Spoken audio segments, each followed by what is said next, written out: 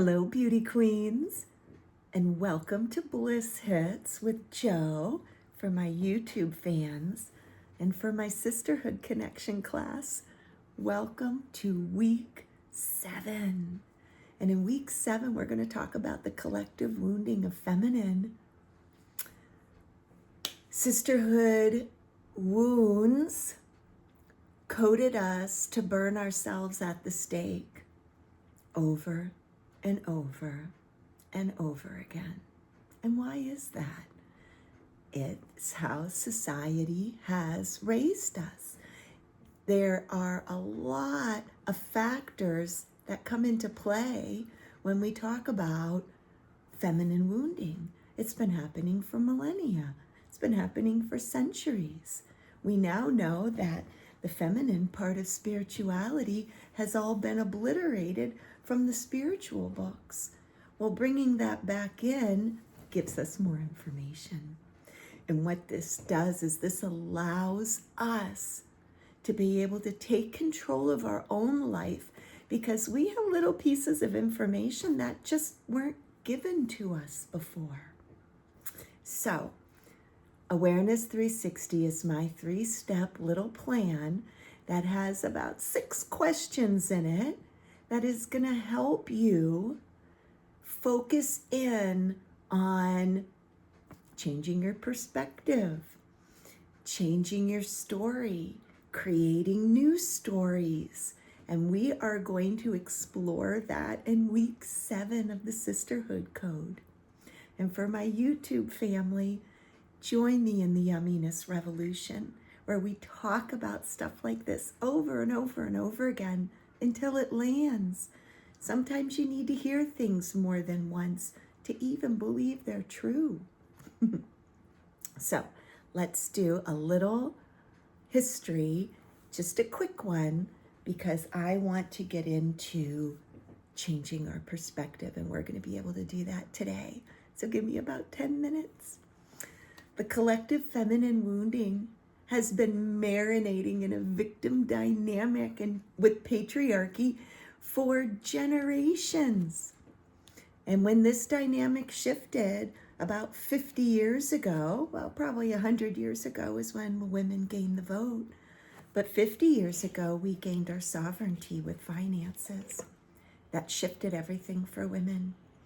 Unfortunately, instead of reverting back to our beautiful feminine traits, we decided to take on the patriarchy and fight them and resist them and compete against them. And in doing that, we lost ourselves. We are so angry at how we've been treated and how our mothers and grandmothers have been treated that we're keeping ourselves in the same loop, hating what they've done, but doing the same to ourselves. Let's talk about that for a second. The conversation in the world is between men and men, and that's how patriarchy set it up millennia ago, right? So now that we know this, anytime I speak out in the world, it may not even be heard. Or it may be heard from a group of men who think that we are frivolous or don't know what's going on, so our opinion doesn't mean anything.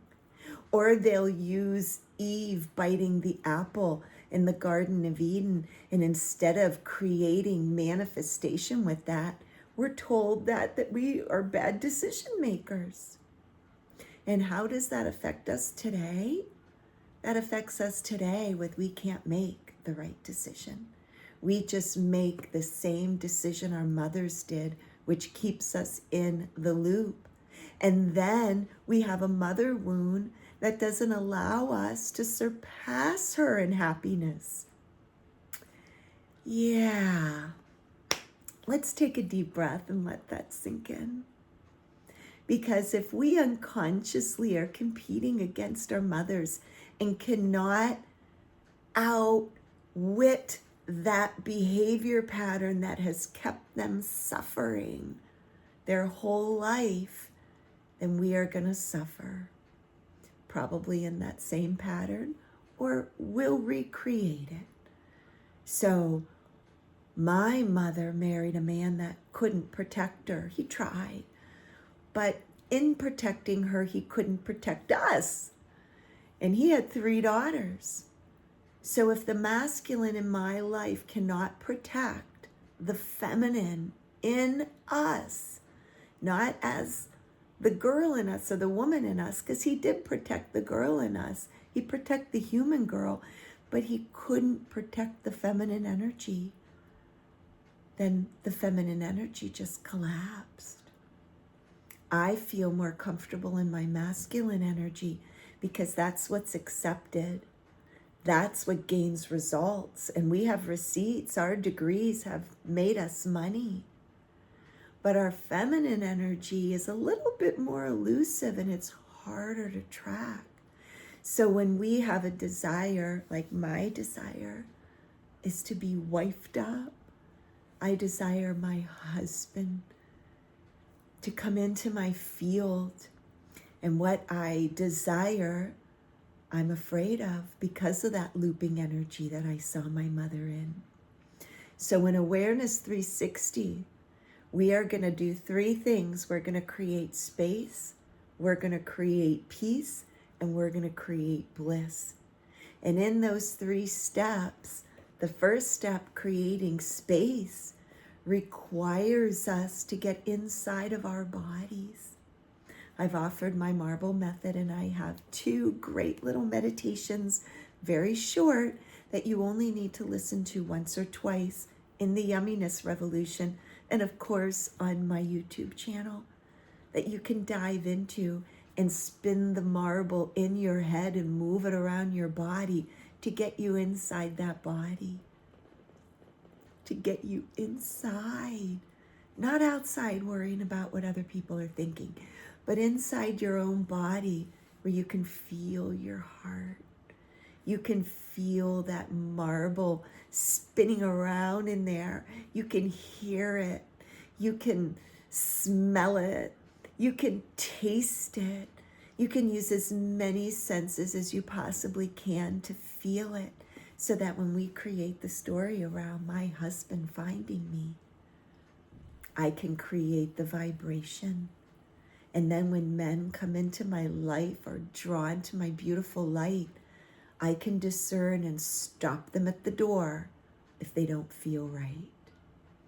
So creating space in my body, and then I am able to hold people at bay or not talk to them for a while and match their energy and allow them to deselect.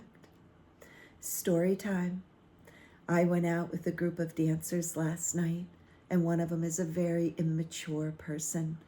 He uses his immaturity to make sexual comments to incite the women in his area or in his field.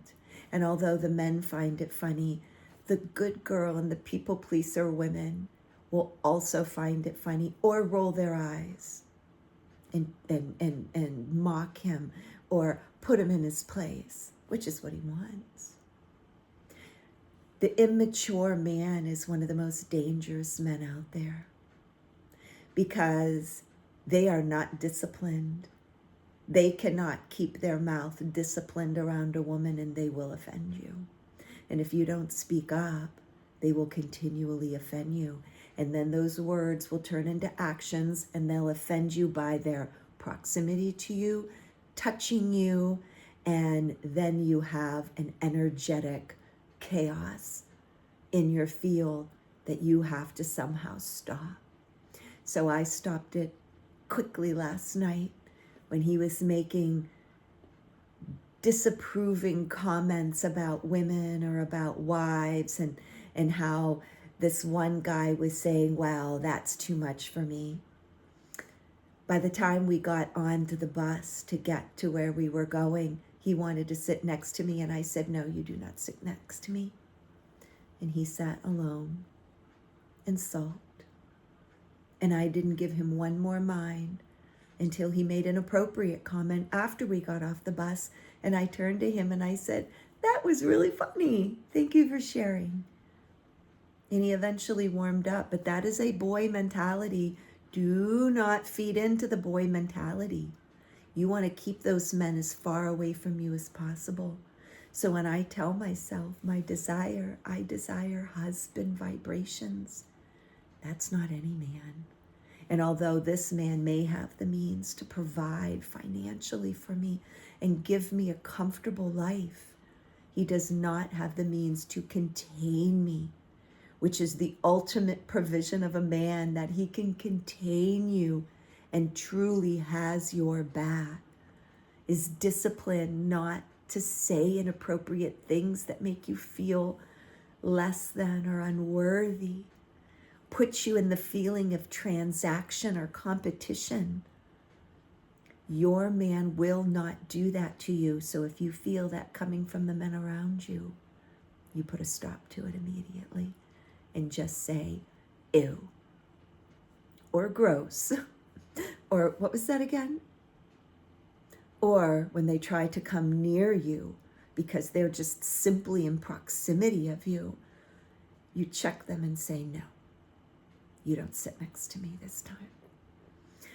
So anyways, as hard as that was, I was able to sit in that uncomfortableness and take a vibe out of my field that makes me feel bad, therefore my light doesn't shine. So after I create space, the second step is creating peace. And how I create peace is just what I told you. I create my self-identity, and I feed that self-identity with good vibrations and good affirmations. I rewire my self-concept, and I create an identity that only allows healthy men in my field. And immature men are not healthy. That allows healthy men in my field to come up and service me, whether it's with a dance, opening my door, or paying for my meal. Those type of men will get my attention and my gaze and perhaps my affection, but nothing else, unless they step up to totally contain me. So the 6 questions I want you to ask yourself are, number 1, what do I want? I want to be wifed up. I want to sit in a container with the vibration of a husband that has got my back, that considers me his rib. That's the container I want to sit in. Question number 2, what thoughts resist it? Well, out there in the dating field, there's not enough good men. We've trained them wrong. All the men that are in my age bracket of 65 and above act like children. They don't have the husband vibe. They were raised in the 80s and 90s where women and men were the same. So everything is transaction. They think I'm a man, or they want a man, but one that they can have sex with. So they'll take that masculine woman. All those things, all those questions and all those thoughts, if I allow them to gain traction in my head, I'm never going to get on the apps and do my spiritual journey. I'm never going to be able to tell a man, nope, you're not sitting with me right now, and not have to explain myself. I am a woman that can act like a woman. But when I have these stories going on in my head that there aren't enough men and I need to step up, then I dim my light for the man. I don't dim my light for the little boy in a man's body. Question number 3, how do I believe, or how do I behave based on this story? So the stories that are going on in my head, how do I behave? Well, I procrastinate. I don't want to date. I'm more happy being on my own, so I won't ask men for help. I will be more strategic rather than in my feeling. Or I won't be able to recognize peace when I see it. I want to behave based on a new story in my head. So question number 4, you need to forgive yourself for believing stories that weren't true. So ask yourself, are these stories absolutely true? There are no good men in my town. So there are no good men in the town you live in. There are no good men anywhere. If those stories are absolutely true, then we need to get something out onto the news and get it into the Inquirer, because we have a major issue. Chances are that's only true in my head. And when it's true in my head, it's true in my life.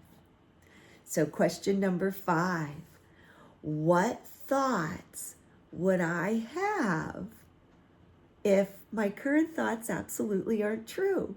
Well, if there are no good men out there is absolutely not true, then that means that there are good men out there. There are men that are marriage-minded. There are men that behave at the vibration of a husband, of a disciplined man, of a man that wants to contain a woman, that just doesn't want to play in the sandbox with them and take advantage of them. Those are two different, very different vibrations. And when you learn the feeling of the vibration of peace, of the vibration of, well, of course, there's good men out there. They're out there and they're orbiting, and I am sought after, and they are the seekers, and they will seek me out. So I need to keep my vibration high. I can't just sit in the victimhood of no good men.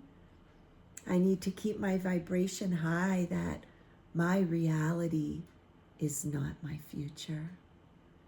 Just because I don't see a good man in my field right now doesn't mean they don't exist. That just means that I have to magnetize a little bit more and allow the young, immature boys living in a man's body to be released from my field, so the peaceful vibe can come in and I'll recognize it. All right, question number 6. How do I behave when I'm thinking these new thoughts? That I am wealthy and I am healthy, wealthy, and romanced and rich. I approve of my wealth. I approve of every human being that's in my world. When I believe those thoughts, I behave differently. I behave where I am the most important human being on the planet. And when you get to that 6th question, I think you can start seeing your perspective shift a little bit. I am the standard. I am the one who is sought after. And I understand that my bright light is going to attract moths. So I will discern by keeping my mouth shut and allowing the man around me to talk. And then I observe and reevaluate my proximity. And if you have to say to somebody, you can't sit next to me, or I'm not interested in dancing with you tonight, then you just sit in it, baby. You hold that uncomfortableness of you being that bitch. Because they are going to respect you more for that than they will respect you for having fun with you on the dance floor at your expense. So, week number 7 in the Sisterhood Connection, and to my YouTube families, as we are full-blown into this holiday season, utilize the first 2 major foundational skills of Awareness 360 by creating space and becoming aware of your self-identity and self-concept, so you can start manipulating them and changing your stories. And with your new 6 questions, you have a little bit more insight into your birthrights as a sacred, feminine temple, the holy grail that men seek you out for. It's time to step into the standards of the queen energy, which doesn't put up with anyone's shit, especially men. All right, so week 7, Sisterhood Connection. We have one more week next week where we'll be talking about honoring your man and getting into the dating field. Keep your eye out for an attraction on YouTube, which will get you in to this class right before it closes and the price increases. Happy holidays, my beautiful, gorgeous goddesses. And I will see you in the next class.